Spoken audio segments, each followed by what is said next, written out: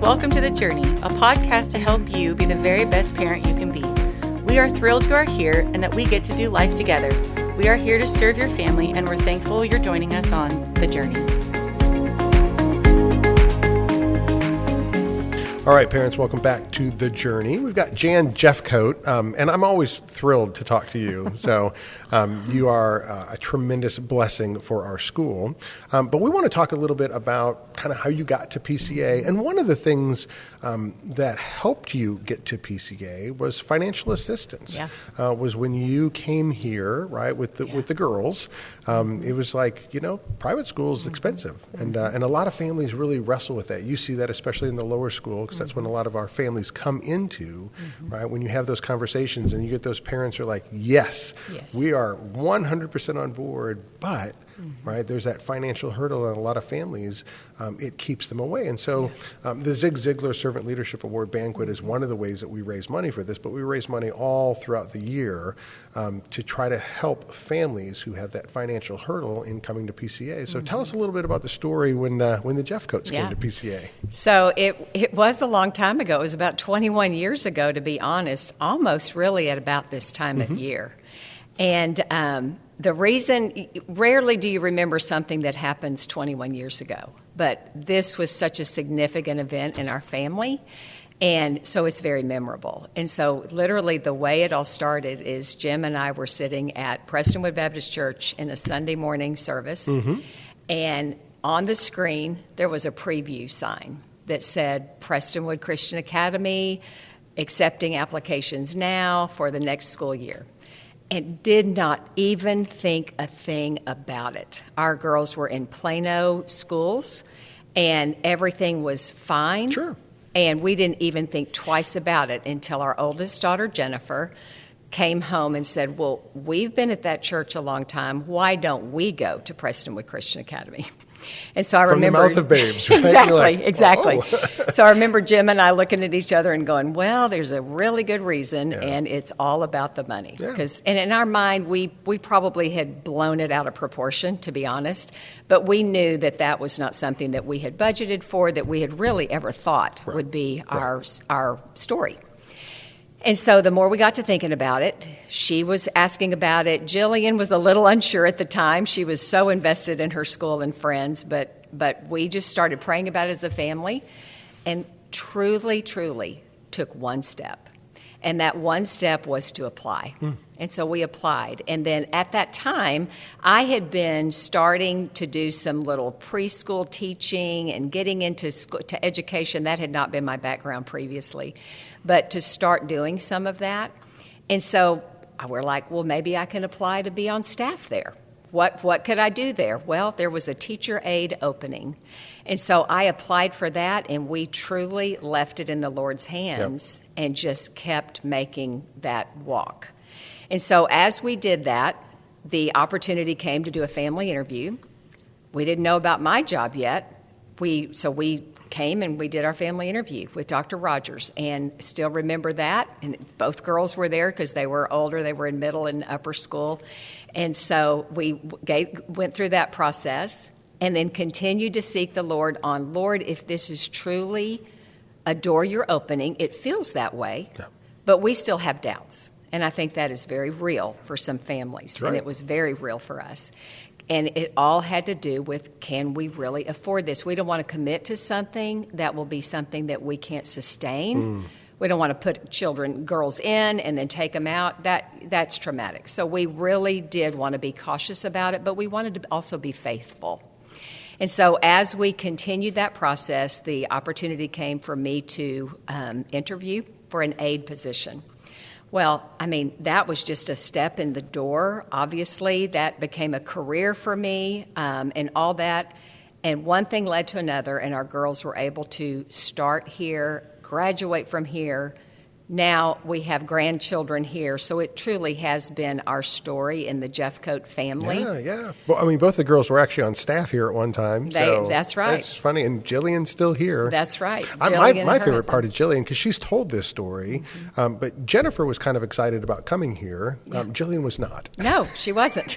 She'll be the first to tell you. Well, she'll definitely be the first to tell you that. That's right. But it took a little while for her to kind of warm up to PCA, because she had some great friends and a great environment where she was at, and she was really an athlete, and that was her whole world. And so it was a very interesting story watching her transition. And I remember when the girls came here, I mean, and Jennifer just came in and fit right in, and Jillian kind of sat in the corner and pouted for a while. She did. She really did. And then it all came up on her, of course, and we know the end of that story with her. She loves it here and wouldn't want to be anywhere else. Yeah. But also to go along with that, so when my job as an aide gave me a little bit of a discount for tuition, so that was helpful. But then there's another big piece that's still out there that we had not budgeted for. We had not really thought about that.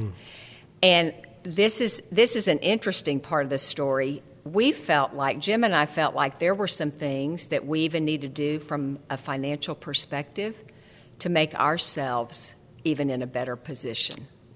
So there were some things that we got rid of that we did not need in order to use that money, the funds that we had, for something far greater. Okay. Yeah. So that truly was also, God works it all out. And there were things we weren't even expecting to be part of that process. And here that was part of that process. Yep. So we began downsizing some things. We began seeing that we don't necessarily need this car. This car would be fine. And so there were some things that we made ourselves a little bit more financially fit for. And then we did apply for some financial assistance, and we received some of that. And so all of that together is what led us here and what really, truly got us through that first year. And then everything else just fell into place. Hey parents, a big thank you to this episode's sponsor, Guidestone Financial Services. Guidestone is a fantastic organization that has been connected with and involved with PCA for a number of years. Their mission at Guidestone is to enhance the financial security and resilience of those who serve the Lord, which is people like you and me. They do retirement, insurance, and investments. And Dr. O.S. Hawkins, who is a PCA grandparent and the recipient of this year's Zig Ziglar Servant Leadership Award, was the leader and CEO of Guidestone for a number of years and is really connected with their Mission Dignity program. So check out Guidestone. I think so many people ask the question too when they want to give, right, to sponsor a line, and they're like, well, what kind of families, right, are receiving this? And I think there's a misperception, right, that athletes are scholarshiped or where does the money go to? And it really is, it's a financial needs based award, right? That's given to families, right? We don't look at, it's a third party that looks at the whole thing, right? We don't look at and say, well, this is the family and these are the, students that they're bringing in. It's like, no, right? That's right. It's, right, where's the financial need? And then that offer is extended to the family, and they can either accept it and say yes, right? Or they can say, oh, that's not enough, we still need more, but it's like, this is what the offer is, right? And so what you did was, how can we make some other changes in our family, and then we can take that, right, that, the school is offering, and we can make that work for our particular family. Yeah. But for those families who are, tremendously generous and have given over the years, right, because Prestonwood raises well over $2 million for Sponsor a Lion. It's a good amount of money, but it's also a number of families, hundreds of families, right, that really are asking for a little bit of financial help to be able to send their kids to PCA, because it is an expensive place to go, right? And we know that, right? But we want to be able to make sure that if finances are the only reason that you're not coming here, we want to see if we can help out with that. So our families, as you mentioned when we were talking before, our faculty, right? Our faculty love to give to the Sponsor a Lion program because they see the families that come in and they say, these families love being here at PCA. That's right. And one thing you were talking about just a second ago about who receives it. Well, we have lower school children who aren't athletes yet. They may be an athlete, but they're not athletes here at school yet. Right. And they, of course, receive the benefit of that. Some of those families do. I always think it's important to also note that I, as a principal here, I have no idea. No. I do not know, nor do I even care how they get here. Right. My place here is to make sure that they all receive that biblically integrated education, yes, and that our teachers are doing the right thing in the classroom and speaking truth to them. That is what I'm concerned with. It truly does not have any bearing on our decision. I don't even know when they're going through family interview what that looks like. Yep. So it just does not make a difference at all. But you're right. PCA it definitely has a cost associated to it, but it's because it's worth it. Yeah. We are not doing something here that we feel like we're just asking someone to pay for and they could get it anywhere else. That is not the case. Amen. This is the place where you are going to receive that education in lower, middle, and upper school that is vertically aligned, that biblically integrates into the academic content. So it's not just chapel, it's not just a Bible curriculum. It is truly a math, science, history, reading lesson that truly looks at how does God connect here? Are we connecting that to His sovereignty, His authority, His moral purpose? What does that look like? And our teachers are trained on doing that. That is the difference. And so by the time they graduate, no matter when they start, my girls did not start in lower school. Looking back on it, that would have been beautiful, but that was not our story. So whenever they come, they are going to receive that, and I can absolutely tell you that it changes the trajectory of their life. Yeah. What they do from here, where they go to college, what they choose to do, who they marry, all of those things, it truly does play an impact because it's part of that home, church, school connection. Yeah. Well, I'm glad you mentioned the teachers, because when our students graduate and we ask our alumni, what's your favorite thing about PCA? They always talk about the teachers. Yeah. But it's interesting because it's not, Nancy Pearcey has an amazing book called Total Truth, and she talks about the Christian teacher.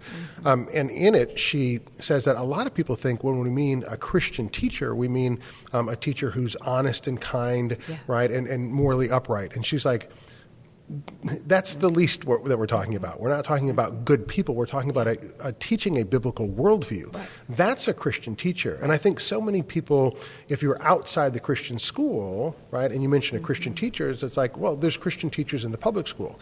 Yes, there are. Yes. Right? But they're not able to teach from a Christian worldview in the public school. They're able to be Christian, meaning they're able to be nice and kind, and they're able to speak honestly, but they can't speak a biblical worldview in the public school. That's right.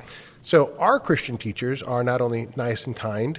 Yes, they right? are nurturing. And nurturing, and they have the Christian morality, but they also have the Christian worldview that is a part of the curriculum that we're able to do here. That's and so right. It's a very different thing. Tricia, my wife, taught in the public school, right? And she was a wonderful Christian teacher in the public school, but there are things that she could not teach, right, in a public school because that was not the curriculum that she was given, and it was not the directive that she was instructed with. When she came over here to PCA, right, and now she's teaching, sixth grade science and Bible, well, she's the same wonderful person that she was before, but she has a curriculum that also supports, right, that biblical worldview that you're training those students in. That's right. And that's such a different concept that I didn't really understand. Right? Yeah. Before we came to PCA, right? I was a public school advocate 100%. Tricia was a public school teacher, and we were going to be salt and light in the public school, which, right, you can be. But when you start talking about from a parent perspective, who's training my students, right? Well, that's a totally different thing. Yeah. Right? I don't want just teachers who are nice to my student, kind to my student. I want teachers who are instructing them with a biblical worldview and teaching them truth. That's right. Right? And there's a very, right, and we can list several different issues, right, from a scientific standpoint, right? Creation versus evolution, right? From a moral standpoint, right? Sexuality and gender, right? These are things that the world has a much different standpoint. And if you're a Christian teacher in the public school, those are very frustrating things to talk about because you can't speak truth to a student on the issue of gender and sexuality in the public school. Well, here we can. That's right. Right? So teachers aren't, like you said, they're not just Christians that now can speak about God at school. It's part of their job. Yes. It truly is part of our curriculum. Our resources are aligned to that. And if they're not, it's because we have chosen a good resource that might be secular, right, but we're vetting it and we are making sure that it aligns with our mission. Yes. And so if it doesn't, we don't use that. Yeah. And so all of that to say, we're constantly looking at best practices. I also think the fact that people really want to contribute to our Zig Ziglar event, and that is the premier event. It is. Of where we get our sponsor of line money. That is truly it. And it can be done throughout different places, different times of the year. It can be done anytime. Anytime. But that is certainly the focus of it and when it's highlighted. But it's also this Christian community. People want to give not only to a classroom teacher they're not giving to the teacher, but in order for that classroom teacher to be able to teach that, they want to give for that. That's important. But I think it's also this whole community. You know, as our children get older, they stop listening so much to the parents and start listening more to their peers and some of the others that are around them. Sure. That's where that Christian community comes in. It takes a concert of voices. It does. I remember Parker coming home one time when Coach Jones had told him something that I had told him 1,000 times. And he said, "You know what Coach Jones told me?" And he told me, and I was just like, "I've told you that 1,000 times." But I said, "It's great. It's great when your coach is telling you this, when your teacher is telling you this, right? When all these different people are echoing the same thing that I'm teaching you, that the church is teaching you, and now the school is teaching you." So I was like, I'm thrilled. That's right. I'm thrilled. Right. It doesn't matter who you're listening to if everybody's speaking truth to you, right? But if you're at a place where you have to pay attention and have to have that discernment of like, well, who am I listening to, right? That's a very difficult thing from a parent perspective because now I've got to unwind the things that people that are in positions of authority that you want your kids to listen to, right? You don't want them to. So at PCA, right, coaches, teachers, all faculty members are integrated into that biblical worldview concept so that our kids can listen to them, right, echo what we're teaching them at home and what they're learning at church. That's right. Absolutely. And I think that makes such a big difference. Yes. It's why we want to give as just our personal family. Right. It's why others want to give. And it's certainly why that money gets to be spread out to now enable so many families, at least to start. They may not receive it the whole time they're here. They may. Yeah. I mean, it just depends on their situation. And either one of those is fine. But sometimes it's just a way to begin that journey here, and then families start seeing the difference here and truly want to be part of that. Yeah. I can't think, maybe this is an oversell, you tell me. Okay. But if you sat down with somebody who wanted to give to something, right? I want to make a difference in the kingdom. What do I give to you? And I'm like, I can't think of something better than the education of the next generation of godly men and women. Well, right? Like, it's like, what else would you give to? It's like, well, this is the place that's raising up, right, the young men and women, right, who are going to be the church of the future, right? They're the church of today, right? We're going to train them in a biblical worldview and send them to wherever God takes them, right? I can't think of something better to advance the kingdom, to have a greater impact into the life of a family and a student than what we're doing here at PCA. Right. Otherwise, I'll say this, I wouldn't be here, right? If there was something more valuable to be doing, right, I would go find that and say, God, where do you want to use me? But I think this is the great thing about what you and I get to do is I think this is the greatest advancement of the kingdom that we get to be a part of. Yeah, I agree. And, Dan, I know we're both very young, but there's going to be a day where you and I aren't here anymore, right? You said that without laughing. I love that. Move on. Yes. And so that training, of course, I believe in the training of the next generation. Yes. I mean, that's certainly why I'm in education and chose to be in education as a second career in my life. And so that is truly what draws me here. And then even to see it from a personal side. And sometimes I think we get questions about families sometimes saying, well, it's better to be a Christian in a public school so we can be light there. And they're even sometimes saying that from a small child perspective. Right. I don't discount that at all, but I also think that there is a purpose for having children in an environment like here that we can truly train to be warriors for Christ. Yeah. Because they're already coming from that Christian background. They already have professed Christ. They're already being entrenched in that throughout the day here at school. So what a great benefit to be able to raise those children up, to be able to pour in to the community just as Jesus has called us to do. Amen. So Amen. I often think that God has a place for all of us. And this place might not be right for everybody, but it is certainly the families that want to be here and are able to come, and certainly through this Zig Ziglar event, this is certainly a place where that could be their path. Yeah, and I think it's always the concept of, we don't want finances. I mean, if you just think about it, right? If you said the only thing that's preventing my family from coming to PCA is just that we can't financially afford it. Yeah. It's like, you know what? It seems like that's the smallest thing, Yeah. right? Like let's take that off the table. There's other reasons that families aren't able to come here for other issues, right? I mean, it's a private school, so we can't meet the needs of every single That's student, true. right? Yeah. And we know that, right? But as many students as we can, right? We don't want finances to be the reason that a family can't come to PCA, and so that's why I love. I mean, for me, the Zig event is the highlight of the year at PCA. It's a fantastic environment for the community to get together. We get to celebrate, right? We get to be generous. We get to have a great evening.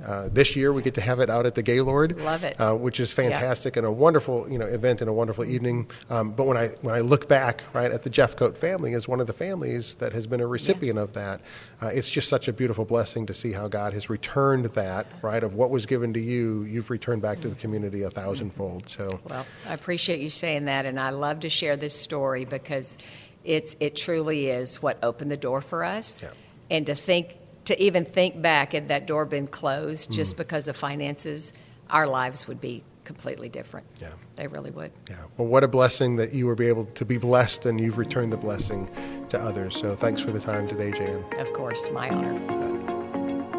Thank you for listening to this episode of The Journey. We hope this podcast provides information to help you raise your children, and it would help us tremendously if you would like, subscribe, share, and review this content on your favorite podcast platform. It is our pleasure to provide this information to our community, and we look forward to our next time together on The Journey.